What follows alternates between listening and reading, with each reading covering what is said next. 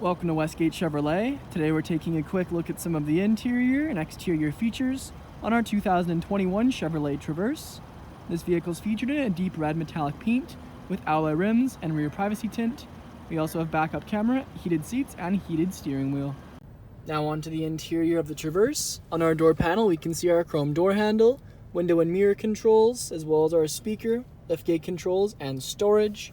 Side of the seat we have our multi-function seats, our power adjustment seats, as well as our lumbar support, our lighting controls, gauge cluster with screen, and multi-function steering wheel, leather wrapped and heated, our push start, infotainment screen with Apple CarPlay, Android Auto, and backup camera.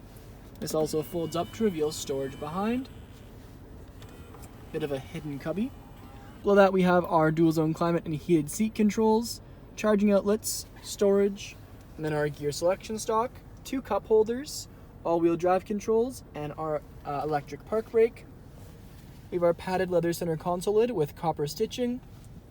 Front seats featured in black and gray fabric, and again they are heated.